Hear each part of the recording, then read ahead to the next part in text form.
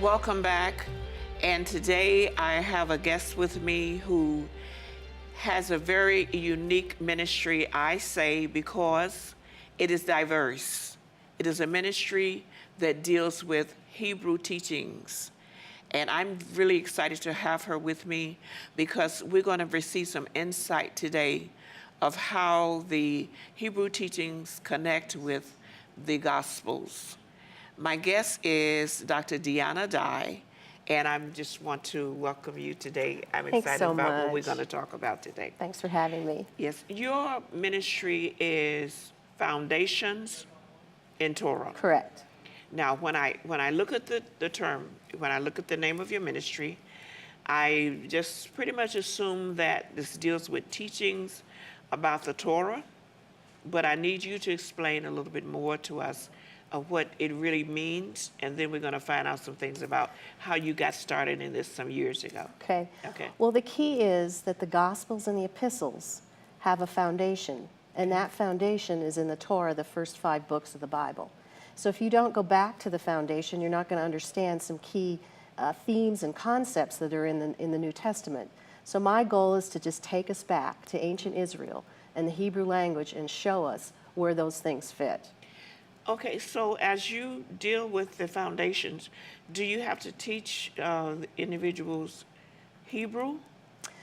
Or Well, how does that work? I don't want to frustrate people, but Okay. the reality is that the Hebrew language is entirely unique. In Yes. fact, the sages tell us that the 22 letters of the Hebrew alphabet are the building blocks for the entire universe. So the Hebrew language is unique in what you can do with it. It's a very action-oriented language, uses a lot of verbs, but you can take apart the letters. They have number values. You can turn the letters around, and you can find deep meaning inside those letters that help give an added understanding.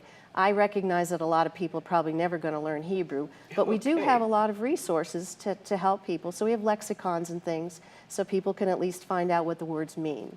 Okay, now you mentioned a word, sages. Exactly what is a sage? Well, it depends on the time frame that we're Okay. looking in, but I tend to go back to the period of the First Temple period, time of Yeshua, we call Jesus. And people like Josephus, and we have Philo, and then the rabbinic traditions, the rabbinic literature. There's the various sages that wrote some of this literature that helps us understand the thinking of the time and what was going on in the community then. How did you get started with this? How far back does it go? Tell I've us about actually been yourself. doing this type of research for 35 years. Wow. Yeah. Okay. Long time. That's awesome. Uh-huh. But I was born and raised in a conservative Jewish home in Canada. Okay. So my upbringing was Jewish. I went to Hebrew school. I learned Hebrew as a child, learned the prayers, learned to read and write. And I went to an Orthodox Jewish summer camp. And then my family, we celebrated the festivals. We would attend Passover Seders at my grandmother's house, etc. So that part of my life was very rich and full with the Hebrew tradition. Although it got to the point where it wasn't enough for me. Okay, I understand. And then I think I understand. then I it. became a hippie. Oh, you were growing up during the hippie age. Yeah. Okay. So you find a lot of Jews end up going into the New Age I movement. didn't know that. It's Okay. true. I think it's because there's a hunger in their heart to know God, so they think they can find it in New Age. So I spent a lot of years, running around trying to find the truth in the New Age movement. So it was quite a bit later, but I did meet my Messiah, Yeshua, Jesus, face to face. And then I realized as I became a believer, and that was the first time I ever read the New Testament. And when I read it, I was reading it as though through Hebrew eyes, because I didn't know anything else. I had not grown up in a Christian home. I didn't know anything about the Bible other than what was in what we call the Tanakh. That would be Okay. the Torah, the writings, and the prophets. So I began to see things kind of through those eyes. And then I realized, in terms of the church, they didn't see it. True. And so It's still from true. that point, I felt, okay, how can I bring the life of what the ancient culture, the Hebrew culture was, to show people in modern, America, Western culture today? Well, I like how you explained how you were looking for God per se. Yes. Were you? Well, even though you you know, you had the Jewish background. As a Does that child, I Okay. always believed God. Okay. And I always talked to him. Now, I didn't understand the concept of the Messiah, one who would be a mediator between heaven and earth. But I always talked to God. But I saw the hypocrisy as I attended synagogue, etc. I saw the All right. hypocrisy of it. I actually, in 1974, I took a 14-pound backpack and headed to Europe and traveled around the world for about 5 years by myself. You did? I did do that. I don't tell my children. Okay. Because I don't want them to know. But honestly, it was a search for God. And so I formulated 3 things in my mind. If I found God, if you Right. will, I knew it was him. So those 3 things were that that lesson would be easy to understand, it would be for everyone, and it would be based on love. So whatever truth I found, if it formulated in those 3 things, I knew it was the truth. And so I went on a long search.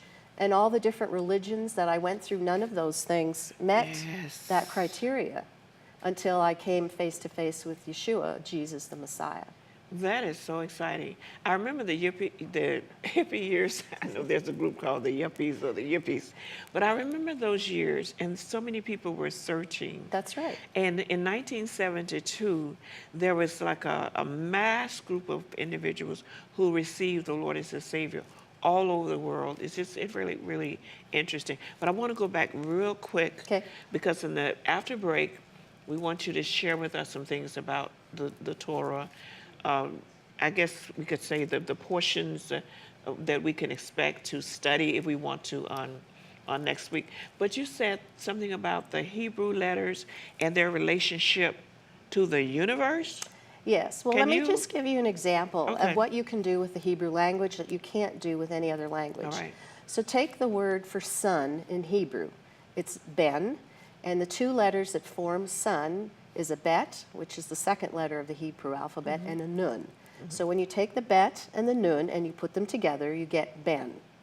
Okay. Well, the key is if we go back and we look at a bet, what does it mean in the original Hebrew? It is a house. A Yes. bet is a house. A nun is a seed. So the continuing Okay, seed of a seed of a house house. is a son. Yes. So that's how the language, it's a very concrete language. One of the problems that we have is in the New Testament and in modern Christianity, everything is abstract. It doesn't have a concrete meaning. Right, it But in doesn't. Hebrew, everything is very concrete. So the son is the continuing seed of the house. And everything functions like that. So the word for father is av, it's an aleph and a bet. Now the Aleph. aleph means the strength of the house, the head of the house, the strong one. And again, the bet is a house. So the strong one of the house, or the head of the house, is the father. So everything works in those terms. That's why it's such an amazing language. I love that. Yes. I love it. Now, I've looked at my name so often because it has a derivative of Beth, Okay. you know, Elizabeth. Yes. Thanks. So Psalm 119 is special to me. Okay. The 2nd letter, Yes. would that be right? That's right. Meaning the one who dwells, would that be? Well, I mean, How would anything I, related articulate to that a already? house, yes. Well, Psalm 119 is the most amazing of all the Yes. Psalms, really. Okay. So it's an acrostic. So 8 verses start with the letter Aleph, and then 8 verses start with the letter Bet, and then 8 verses start with the letter Gimel, and you go through all the entire Okay. letters of the alphabet, 22 letters. Okay, we're going to talk about that Okay. some more because I really want to understand more about my name. All right? Okay. So shortly we're going to come back and speak with Dr. Deanna Dye some more about the Hebrew teachings. This is such a blessing. Thank you.